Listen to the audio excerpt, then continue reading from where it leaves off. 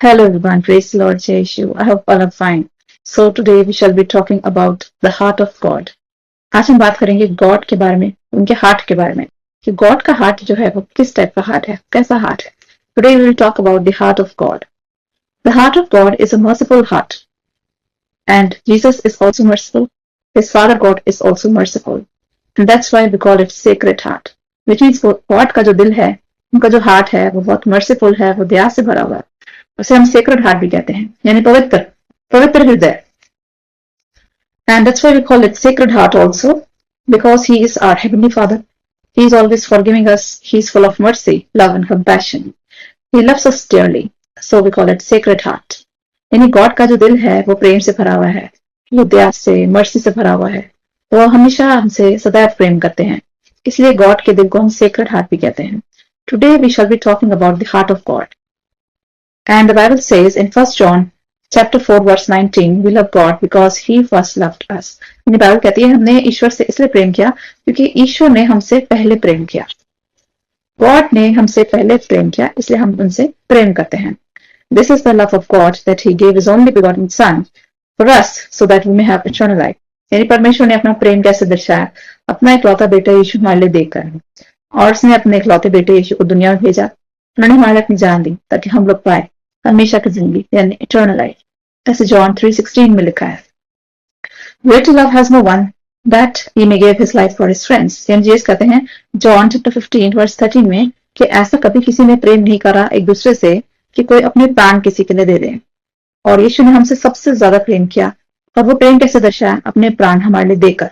ऐसे John chapter 15 verse 13 में Jesus कहते हैं Jesus died for us. Father God sacrificed his son for us. This is the heart of God. यानी Jesus ने हमारे लिए अपना प्राण दिए, परमेश्वर ने हमारे लिए अपने इकलौते पुत्र को कुर्बान कर दिया. और इसी से पता चलता है कि परमेश्वर का जो दिल है वो प्रेम से भरा हुआ है. Which means the heart of God is full of love. And how we come to know this? Because when we see that God sent his son in this world, he sacrificed his son for us. And Jesus died for us. And that's why we say the heart of God is a pure heart. It's a holy heart. यानी परमेश्वर ने अपने बेटे को हमारे लिए कुर्बान किया, यीशु को हमारे लिए भेजा इस दुनिया में, और यीशु की मृत्यु हुई, और परमेश्वर ने अपना इकलौता बेटा हमारे लिए दिया. यीशु ने हमारे लिए जान दी, इसलिए हम कहते हैं ईश्वर का प्रेम जो है, ईश्वर का दिल जो है वो प्रेम से भरा हुआ है. It is a heart which is full of love, mercy, full of compassion. So that's why we call it sacred heart. Now I would like to discuss the incident that happened with Moses. यानी यहाँ मैं discuss करना चाहूंगी मूसा के साथ क्या हुआ था. God appeared to Moses and he said that you will not see my face but you shall see my back. यानी एक्सोडस अगर आप चैप्टर 33 पढ़ें, निर्गमम चैप्टर 33, तो उसमें लिखा है कि मूसा गॉड से कहता है कि तू मुझे अपनी महिमा दिखा. Which means Moses he told God that I want to see your glory. यानी मोसेस गॉड से कहता है कि आप मुझे अपनी महिमा दिखाइए, अपनी सामर्थ दिखाइए. तो गॉड कहते हैं कि मैं तेरे सामने प्रकट होऊंगा, मैं तेरे सामने अपीयर होऊंगा, लेकिन गॉड मोसेस से कहते हैं कि तू मेरा चेहरा नहीं देख पाएगा और तू केवल मेरी बैक देखेगा. Which means God told Moses that when I appear before you, you shall see my back and not my face. और गॉड ऐसा क्यों कहते हैं? Because no one can see God and live. यानी गॉड कहते हैं कि कोई भी परमेश्वर को देखकर जीवित नहीं रह सकता. क्यों? क्योंकि परमेश्वर एक बहुत बड़ी शक्ति है. God is a divine power. He is a fire and he is very powerful and no one can see God and live. God Moses से कहते हैं कि मेरा चेहरा देख के कोई जीवित नहीं रह सकता क्योंकि मैं बहुत पावरफुल हूँ. गॉड कहते हैं कि I M full of power और मुझे देख के तू जीवित नहीं रह पाएगा. इसलिए वो कहते हैं कि तू मेरा चेहरा नहीं लेकिन मेरी पीठ को देखेगा, मेरी बैक को देखेगा. ये पूरा इंसिडेंट दिया है एक्सोडस चैप्टर 33 वर्सेस 18 से 23 में. And Bible further says in Hebrews chapter 12 verse 29 that our God is a consuming fire. हमारे जो गॉड है वो बहुत बड़ी शक्ति है और वो फायर की तरह पावरफुल है और वो इतने ताकतवर है कि उन्हें कोई देख नहीं सकता और उन्हें कोई देखकर जीवित नहीं रह सकता. और ये सारा जो वाक्य है मोसेस का, ये दिया है एक्सोडस चैप्टर 33 वर्सेस 18 से 23 में. Where God appears to Moses and he reveals his nature to Moses. यानी गॉड यहाँ पे मूसा के आगे अपीयर होते हैं, उसके आगे प्रकट होते हैं और वो अपना नेचर, अपना स्वभाव मोसेस को बताते हैं. And God revealed his name to Moses. तो यहाँ पे गॉड अपना नाम भी मोसेस को बताते हैं और अपना नेचर, अपना स्वभाव भी मोसेस के साथ वो शेयर करते हैं. And when God appears to Moses, he says that the Lord, यानी वो अपना नाम मोसेस के आगे प्रकट करते हैं, the Lord. And he says that I am a loving God which is full of mercy, full of compassion, slow to anger, abounding in love. God कहते हैं कि मैं ऐसा परमेश्वर हूं जो प्रेम से, जो दया से भरा हुआ परमेश्वर है, जिसका दिल दया से भरा हुआ है. He is full of mercy and he is very slow to anger, यानी जो देर से नाराज होने वाला प्रभु है. He is full of mercy, full of compassion, slow to anger, abounding in love, यानी गॉड का जो दिल है वो प्रेम से भरा हुआ है और वो बड़ी विलंब से यानी देर से नाराज होने वाला परमेश्वर है. Blessing generations to generations his beloved ones, यानी जो गॉड के बहुत धर्मी लोग होते हैं, गॉड के जो बहुत नजदीक होते हैं, उनकी जनरेशंस तक वो उनको ब्लेस करते हैं. यानी यदि हम बहुत धर्मी है गॉड की निगाह में, हम गॉड से बहुत प्रेम करते हैं, तो हमारे आगे वाले जनरेशंस को भी गॉड ब्लेस करते रहेंगे. And then he says that he is a God who forgives wickedness and sin, यानी हमारे पापों को, गुनाहों को माफ करने वाला हमारा केवल परमेश्वर है. And he punishes the generations of the wicked to the third and fourth generation, और जो बहुत विकेड होते हैं, जो अधर्मी होते हैं, जो पाप से भरे होते हैं, उनकी तीसरी चौथी पीढ़ी तक उनको वो गॉड सजा देते हैं. विच मीन्स वो ऐसा परमेश्वर है कि जो विकेड को भी सजा देता है और जो धर्मी को उसकी ब्लेसिंग्स भी देता है. Which mean God blesses the generations of the righteous and he punishes the generations of the wicked. यानी अगर आप धर्मी हैं, अगर आप राइचस हैं, तो गॉड आपकी जनरेशंस को ब्लेस करेंगे, आपके आने वाली पीढ़ियों को ब्लेस करेंगे. लेकिन अगर हम पापी हैं, अगर हमारा दिल साफ नहीं है खुदा के आगे, तो हमारे आगे वाले आने वाली पीढ़ियां भी गॉड से पनिशमेंट पाएंगी. गॉड अपना नेचर रिवील करते हैं मोसेस के आगे जब वो उसको अपीयर होते हैं. And this is entire incident is recorded in exodus chapter 34 versus 5 to 7. यानी एक्सोडस यानी निर्गमन की पुस्तक में चैप्टर 33, 34 वो गॉड के बारे में बताती है कि गॉड कैसे मूसा के आगे प्रकट होते हैं और कैसे वो अपना स्वभाव उसके आगे रिवील करते हैं. And he tells that his heart is full of love, mercy, compassion, and he is slow to anger. और गॉड कहते हैं कि वो देर से नाराज होने वाले प्रभु हैं, वो देर से पनिश करने वाले प्रभु हैं और वो इंतजार करते हैं इंसान के सुधरने की. This is the nature of God, that his heart is full of love, mercy, and he is very slow to anger. Which means हमारा परमेश्वर देर से नाराज होता है. He gives us a chance to change, and when we don't change, he punishes. यानी परमेश्वर हमें पूरा का पूरा चांस देते हैं कि हम किसी तरह बदल जाएं, हम किसी तरह सुधर जाएं, और यदि हम नहीं सुधरते तो ईश्वर हमें पनिशमेंट देते हैं. And I would like to share one more verse with you. Romans chapter 3 verse 24 it says that we are justified by his grace through redemption by Christ. Which means ये परमेश्वर की ग्रेस है, उसका अनुग्रह हम पे, जो इंतजार करता है कि हम अपने पाप से पश्चाताप करें, हम रिपेंट करें, परमेश्वर से माफी मांगे, और यदि हम माफी नहीं मांगते तो उसके बाद हमें सजा मिलती है. विच मीन्स गॉड हमारी वेट करते हैं सुधरने की, और ये गॉड की ग्रेस है, उसका अनुग्रह है जो हमें मिलता है क्राइस्ट के द्वारा, यानी यीशु के द्वारा. God shows his ways to Moses and his works to Israel. अगर आप साम 103 देखें, साम 103 उसकी 7th आयत, उसमें लिखा है कि परमेश्वर ने अपने जो वेज हैं, अपने जो तौर तरीके हैं, वो मूसा को दिखाए. And he showed his works to Israel, और परमेश्वर ने अपने कार्य इस्राएल को दिखाए. विच मीन्स गॉड का जो रिलेशन था वो मोसेस के साथ अलग था, बाकी इजराइलियों के साथ अलग था. Moses was the leader of Israel और गॉड मूसा के बहुत नजदीक थे, मोसेस के बहुत क्लोज थे, तो अपनी सारी बातें वो मोसेस के साथ शेयर करते थे. He used to discuss his plans with Moses, and here the psalm says that God showed his ways to Moses, which means God अपने तौर तरीके, अपना काम करने का तरीका मूसा के साथ शेयर करते थे, अपने प्लान्स मोसेस के साथ शेयर करते थे. And he showed his works to Israel, और जो इसराइल की जनता थी, जो यहूदी लोग थे, उनके साथ वो अपने काम दिखाते थे, उनको अपने काम शेयर करते थे. विच मीन्स अपने वंडर्स, अपने साइंस, जो चमत्कार वो करते थे, वो इसराइल के साथ शेयर करते थे, और अपने जो प्लान्स होते थे वो मोसेस के साथ डिस्कस करते थे. It means God was very close to Moses and he should talk with Moses face to face. यानी बाइबल बताती है God face to face Musa से बात करते थे. He used to talk to him on Mount Sinai and also in the temple. यानी जो Mount Sinai है, जो सिनाई का पर्वत है, गॉड उससे, मोसेस से वहां पर्वत पे बात करते थे, और कई बार उससे टेंपल में भी बात करी उन्होंने. And he revealed his plans to Moses, और जो गॉड के वेज थे, जो काम करने का तरीका था, जो उनके प्लान्स थे, वो मोसेस के साथ डिस्कस करते थे. He shared his nature to Moses, वो अपना स्वभाव मूसा के साथ डिस्कस करते हैं, अपने प्लान डिस्कस करते हैं. And he shows his works to Israel, और जब इसराइली जाति को, यहूदियों को मूसा इजिप्ट से निकाल के लाता है, तो वो इसराइल के आगे प्रकट करते हैं अपने वर्क्स, अपने काम, यानी अपने साइंस एंड वंडर्स, यानी तब बहुत सारे चमत्कार वो यहूदियों को गॉड करके दिखाते हैं. And he showed his signs and wonders to Israel when he brought them out of Egypt. अगर आप ल्यूक की बुक देखिए चैप्टर 13 वर्स 5 में लिखा है, unless you repent you will perish. यानी गॉड कहते हैं जब तक तुम पश्चाताप नहीं करोगे, अगर आप पश्चाताप नहीं करते तो आप नाश हो जाएंगे, ऐसा गॉड कहते हैं। Which means God gives a chance to us to improve. When we don't change he punishes us, he takes time to angry. और यही चीज गॉड मोसेस से भी कहते हैं, I am very slow to anger. Slow to anger का मतलब क्या होता है, गॉड का जो दिल है वो प्रेम से भरा है, ध्यान से भरा है। और बार बार गॉड मोसेस को कहते हैं कि I am very slow to anger, और कहते हैं मैं चाहता हूँ हर एक इंसान सुधर जाए, और गॉड हमें सुधरने का मौका भी देते हैं, और जब नहीं सुधरते तब हमें पनिशमेंट मिलती है। जॉन चैप्टर 1 वर्स 16 में लिखा है, we have received grace upon grace. इसमें हम रोजाना पाप करते हैं और परमेश्वर के अनुग्रह में हम ढके रहते हैं। इसे कहते हैं that we receive grace upon grace. इसमें हम रोज गलत काम भी करते हैं, लेकिन परमेश्वर हमेशा हमें माफ करते हैं। क्यों? क्योंकि वो हमें मौका देते हैं सुधरने का। Now I'd like to share one parable with you. Once Jesus told a parable to people. A man planted a fig tree and he kept on looking for fruit for 3 years, but he did not find any fruit. इन एक इंसान होता है जिसने एक पेड़ लगाया होता है और वो 3 साल तक उस पर फ्रूट ढूंढता है, वो नहीं पाता। Then the master told the servant to cut down the tree because he said, I waited for 3 years and it didn't produce any fruit. यानी जो मास्टर होता है वो अपने सर्वेंट से कहता है कि ये जो पेड़ है इसको काट दो, क्योंकि मैं 3 साल से इस पे मेहनत कर रहा हूँ, इसको पानी दे रहा हूँ, उसको खाद दे रहा हूँ, लेकिन इसमें कुछ उग नहीं रहा, इसमें कोई फ्रूट नहीं आ रहा, कोई फल नहीं आ रहा, इसको काट दो। But the servant said, wait for 1 year, I'll prune it, I will water it, I'll put manure. And he said, let us wait for 1 year. If it bears fruit, it's fine. And if it does not, then you can cut it down.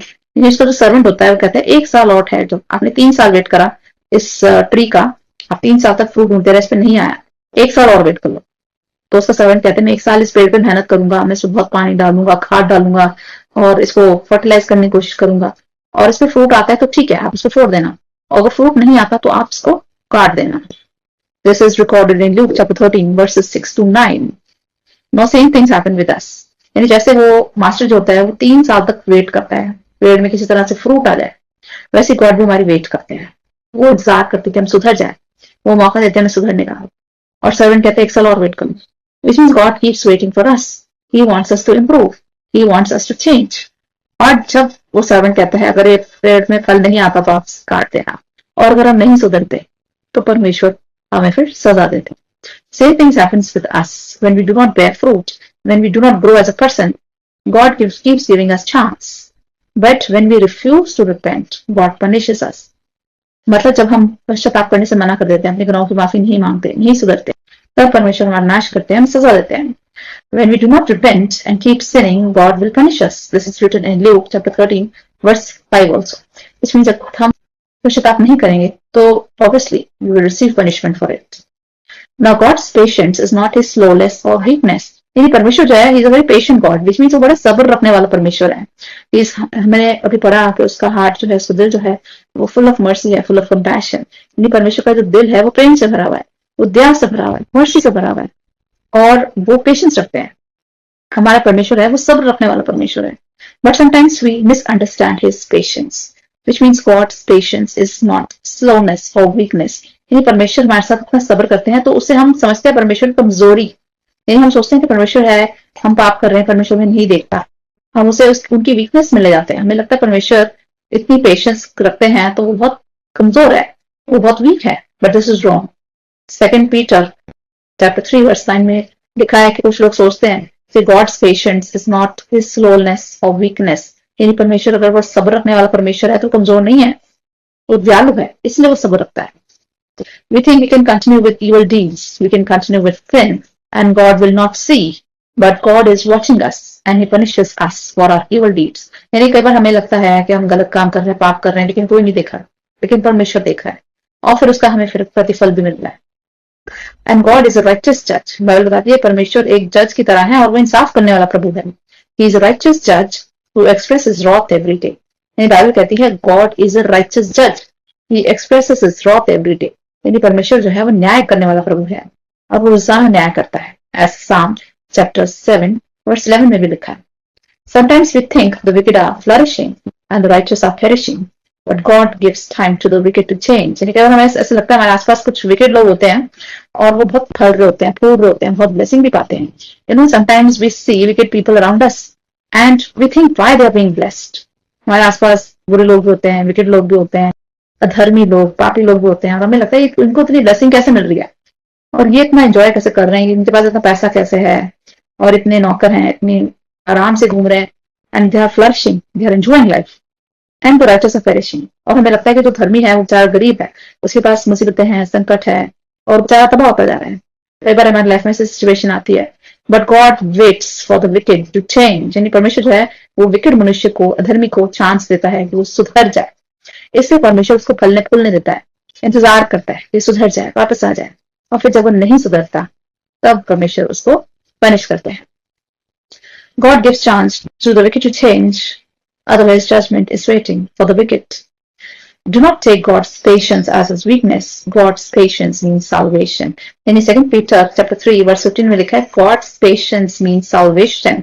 यानी God अगर patient है, अगर उनमें बहुत सब्र है, तो क्यों है? क्योंकि वो हमारा उद्धार करना चाहते हैं, वो हमारी भलाई चाहते हैं, इसलिए वो सब्र रखने वाले परमेश्वर है। God's patience leads to salvation. God is patient because he doesn't want to punish the wicked in hell. God हमारे साथ पेशेंस क्यों रखते हैं, वो इतना सब्र क्यों रखते हैं? क्योंकि वो नहीं चाहते कि हर एक इंसान नाश हो जाए, नरक में जाए। वो चाहते हैं सब स्वर्ग में जाए, इसलिए वो सबको चांस देते हैं इंप्रूव होने का, सुधरने का। God doesn't want to punish the wicked in hell. He wants to see all of us in heaven, so he waits. यानी परमेश्वर चाहते हैं हर मनुष्य को इटर्नल लाइफ मिले, उसको स्वर्ग मिले, इसलिए वो वेट करते हैं, वो इंतजार करते हैं हमारे सुधरने का। God cannot see his children perishing in hell. That's why he sent Jesus in this world. यानी परमेश्वर नहीं देख सकते हमारा नाश, वो नहीं देख सकते कि कोई मनुष्य हेल में जाए, नरक में जाए, नाश हो जाए, और इसीलिए उन्होंने अपने बेटे को इस दुनिया में भेजा था, जिसका नाम है यीशु मसीह। ऐसे 2 Peter chapter 3 verse 9 में लिखा है, He is a forgiving Father. He forgives us every day. We sin every day. यानी हम रोजाना पाप करते हैं, हमें परमेश्वर रोजाना माफ करते हैं, वो माफ करने वाला प्रभु है। If we sin and if we repent, He is righteous and faithful enough to forgive us our sins and protect us from all unrighteousness. यानी 1 John chapter 1 verse 9 में लिखा है, यदि हम पाप करते हैं और सच्चे मन से अगर हम माफी मांगते हैं, मन फिराते हैं, तो परमेश्वर एक धर्मी पिता है, वो प्रेमी पिता है, वो हमेशा माफ भी करता है और हमें हमारे पापों से बचाता है।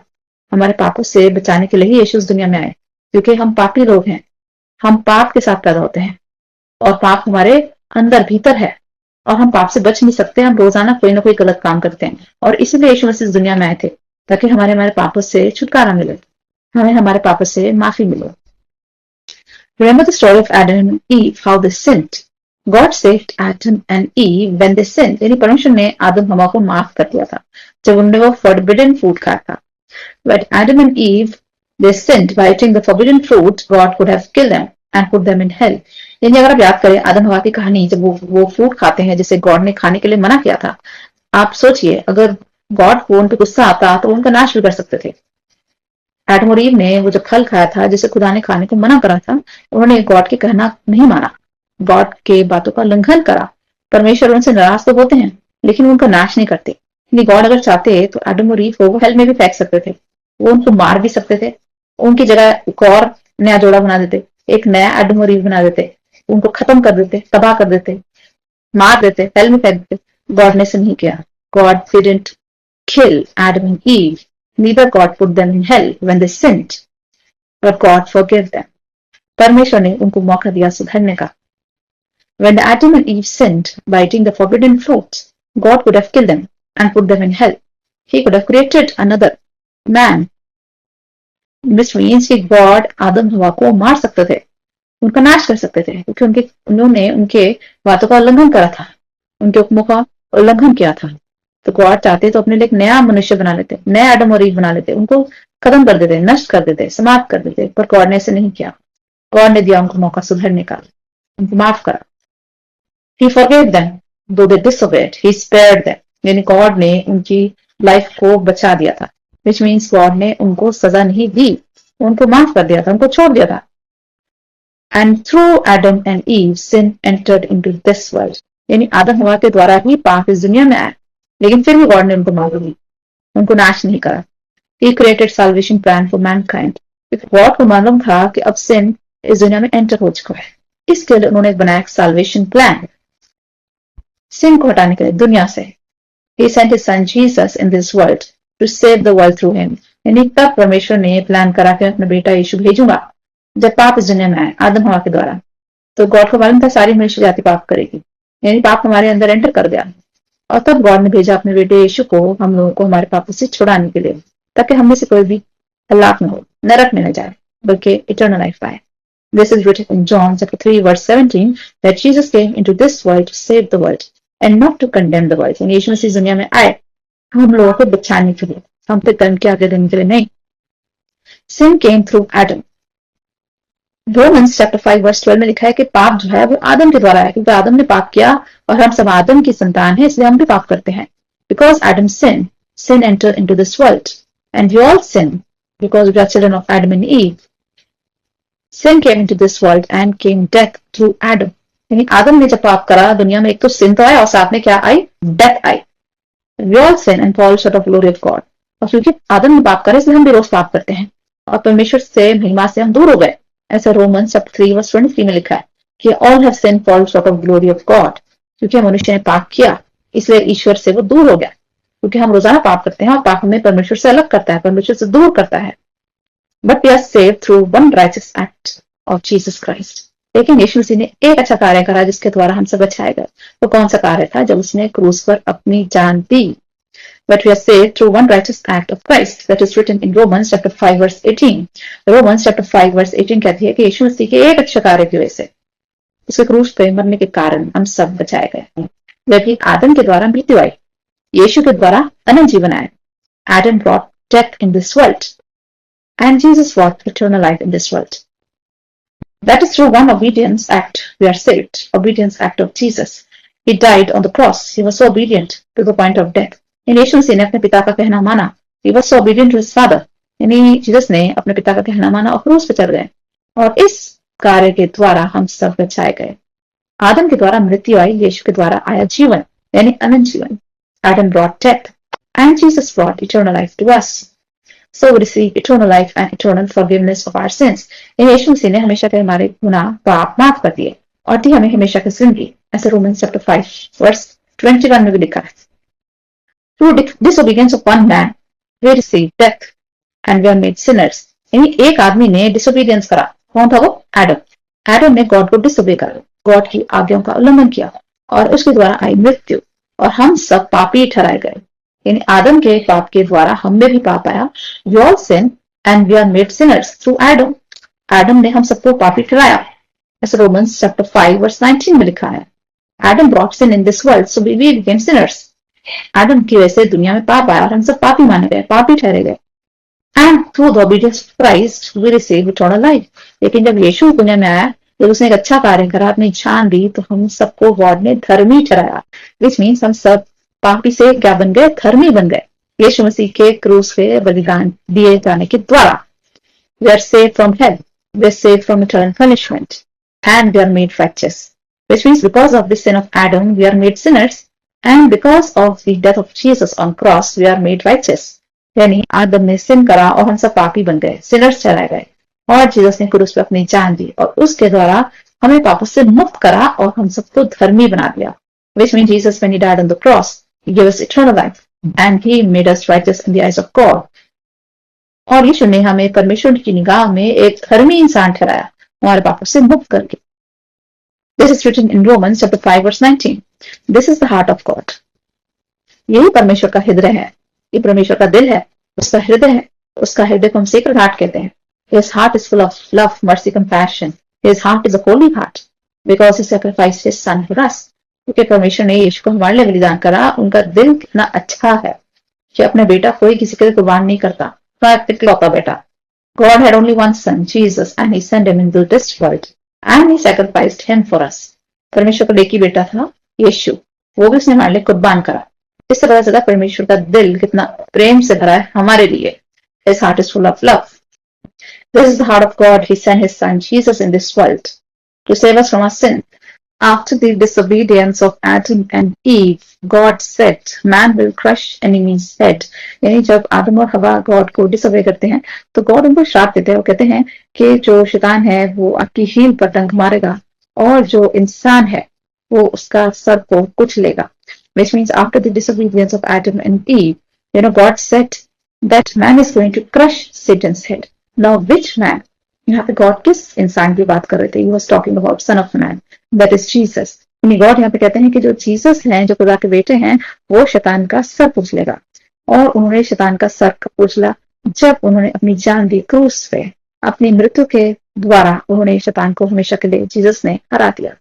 और अपने पुनरुत्थान के द्वारा, यानी यीशु की जब मृत्यु होती है क्रॉस पे, और जब द्वार से जीवित होते हैं मृत्यु को हरा के, तब उन्होंने शैतान का हमेशा के लिए नाश कर दिया, उसके सर को हमेशा के लिए कुचल दिया, और उसको हमेशा के लिए उन्होंने यीशु में हरा दिया। And that's why God said that man is going to crush Satan's head. He crushed the head of the serpent forever by his death on cross and by his resurrection from the dead. इन यीशु ने अपनी मृत्यु और अपने पुनरुत्थान के द्वारा शैतान का नाश करा, उसका सर हमेशा के लिए कुचल दिया। Now he defeated the enemy forever by his death and resurrection. This is written in 1 John chapter 3 verse 8 and Revelation chapter 12 verse 11. इन पहला यूहन्ना उसका चैप्टर 3:8 और रेवलेशन इन प्रकाशित वाक्य चैप्टर 12 वर्स 11 में लिखा है कैसे जीसस ने शैतान को अपनी मृत्यु और अपने पुनरुत्थान के द्वारा हमेशा के लिए हराया और उसका सर कुचल दिया। Now he has become a defeated enemy forever. शैतान हमेशा के लिए हार चुका है यीशु के द्वारा। Remember the story of the prodigal son. यहाँ प्रोडिगल सन की कहानी मुझे याद आती है, जिसमें एक बेटा होता है, वो अपने पिता सारी प्रॉपर्टी लेके चला जाता है और उनकी सारी प्रॉपर्टी को वेस्ट कर देता है, और उसका पिता उसकी वेट करता है कि कब वो बेटा सुधरेगा, अपना मन फिराएगा और अपने पिता के पास वापस आएगा। वैसे ही परमेश्वर भी हमारा इंतजार करते हैं। जब हम पाप में घिरने रहते हैं तो परमेश्वर वेट करते हैं कि इंसान कब सुधरेगा, कब इसे यकीन होगा कि खुदा माफ करने वाला पिता है, और कब वो सुधर जाएगा, कब वो अपने यीशु के पास, अपने खुदा के पास वापस आएगा। You know, prodigal son, he kept on sinning. He left his father's house. He wasted all the property. And his father kept on waiting for him to repent. यानी prodigal son का पिता भी वेट करता है कि मेरा बेटा कब वापस आएगा। वो अपने बेटे के पीछे नहीं जाता, वो घर पे रहकर इंतजार करता है। उस तरह परमेश्वर भी हमारा इंतजार करता, हमारे सुधरने का, हमारे बदलने का। When he came to senses, he asked forgiveness from his father and he forgave him. और जो prodigal son होता है, जब वो अपने होश में आता है, तब उसको पता चलता है कि सब कुछ उसका वेस्ट हो गया, प्रॉपर्टी वेस्ट हो गई। वो अपने पिता के पास वापस जाता है, माफी मांगता है, और उसका पिता उसको माफ भी कर देता है। उसी तरह हम जितनी बार पाप करते हैं और जितनी बार हम परमेश्वर के पास जाते हैं, परमेश्वर भी हमारे गुनाहों को माफ करते हैं। And he said, my son was dead and now he lives. He was lost and now he is found. यानी prodigal son का जो पिता होता है, वो कहता है कि मेरा बेटा था जो मर गया था, वो जीवित हो गया है। यानी जब हम पाप करते हैं तो हम मरे हुए इंसान के समान होते हैं, लेकिन जब एक धर्मी जीवन जीते हैं तो हम एक जिंदा लाइफ हो जाते हैं, एक जिंदा गवाही हो जाते हैं परमेश्वर के लिए। तो उसका पिता कहता है कि ये मरा हुआ था लेकिन अभी जी उठा है, और ये खो गया था लेकिन मुझे मिल गया है। Which means when we are in depth, when we are in sin, when we are indulged in sin, we are like a dead person. यानी जब हम लगातार पाप में जीवन जीते हैं तो हम मृतक, मरे हुए इंसान के समान होते हैं। और जब हम एक धर्मी जीवन जीते हैं, विश्वास वाला जीवन जीते हैं, जब हम यीशु में यकीन करते हैं, तब हम सही तरह से जीवित होते हैं। यानी तब हम पुनरुत्थान वाले जीवन जीते हैं, मतलब यीशु मसीह में हम एक राइचियस जीवन जीते हैं, धर्मी जीवन जीते हैं। Now the entire incident, the story of the prodigal son is written in Luke chapter 15, verses 11 to 32. Now when we are in sin, we are dead to sin. Romans chapter 6 verse 11 कहती है, जब हम पाप में भरे होते हैं, जब हम पाप भरा जीवन जीते हैं, तो हम मर जाते हैं पाप के अंदर। But when we are righteous, we live to Christ. और जब हम धर्मी जीवन जीते हैं, हम जीते हैं परमेश्वर के लिए। हम ऐसा जीवन जो धार्मिकता से भरा होता है, जो अच्छाई से भरा होता है, वो हम जीते हैं यीशु के लिए। We are alive to God in Christ forever. इसमें जब एक धार्मिक जीवन हम जीते हैं, जब एक अच्छाई भरा, सच्चाई भरा जीवन हम जीते हैं, तो हमेशा के लिए हम जीवित रहने वाले हैं। हमें मृत्यु तो आएगी, लेकिन हमें पुनरुत्थान मिलेगा। हम दोबारा से यीशु मसीह में जीवित होंगे, and we are going to live in Christ always, which means we are alive in Christ when we are living a righteous life.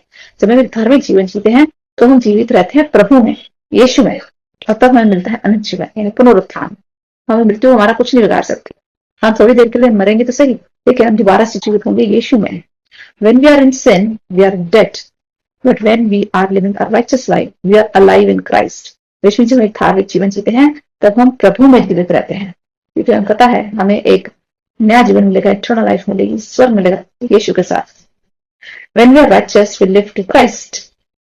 We are the sons of the living God, and we should avoid sin. We are a child of a God who is full of mercy, love and compassion. हमारा nature, हमारा स्वभाव बिल्कुल पाप से दूर होना चाहिए, पाप से रहित होना चाहिए, और हमें ऐसा जीवन जीना है जिससे परमेश्वर हमसे खुश हो, जिससे परमेश्वर हमसे प्रसन्न हो।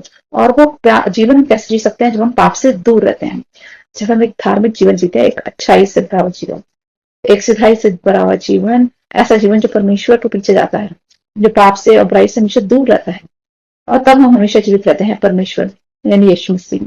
We are alive forever in Christ. So let us thank God for His precious and sacred heart that bleeds for us always. ये परमेश्वर का हृदय है, वो हमेशा हमारे पीछे जाता है, और परमेश्वर का हृदय लीड करता है जब हम पाप करते हैं, जब हम कोई सिन करते हैं, परमेश्वर को कष्ट देता है, और परमेश्वर का हृदय जो है वो रोता है जब हम पाप करते हैं। We should thank God for His heart, which is full of mercy and love. We should thank God because His heart is a sacred heart. परमेश्वर को हमें थैंक यू करना चाहिए क्योंकि उनका दिल प्रेम से भरा हुआ है, और वो एक पवित्र हृदय है, sacred heart.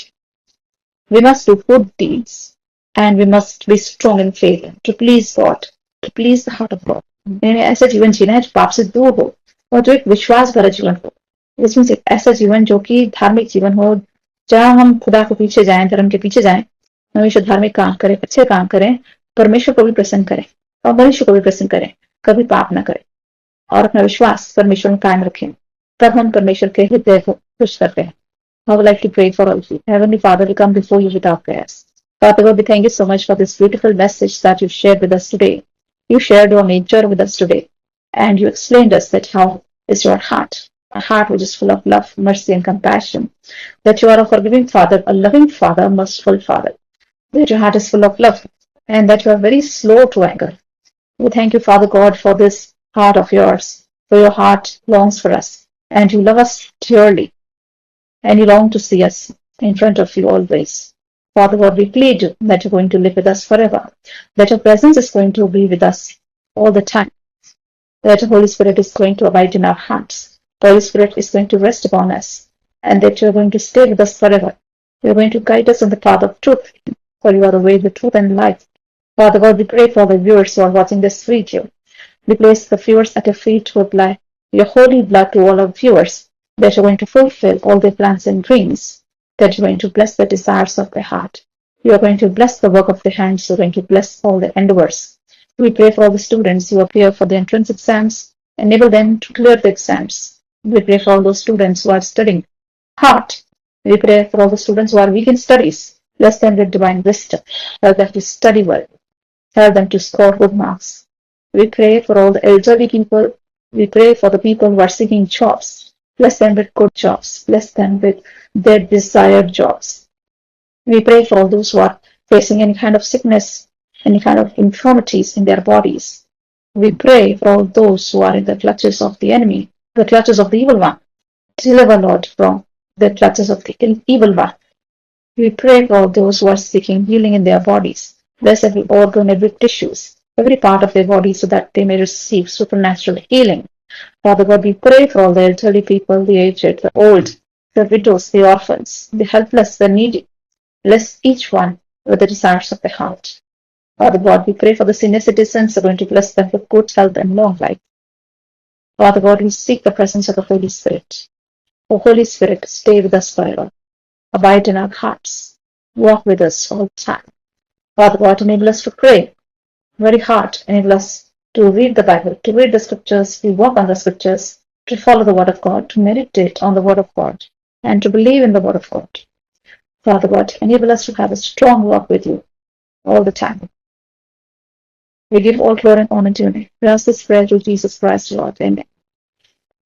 So always remember, God is with you 24 hours. He wants to have a strong walk with you because He is a merciful Father. He is a loving Father. He is a forgiving Father. And His heart is full of love for you. His heart longs for you. So have a strong walk with God.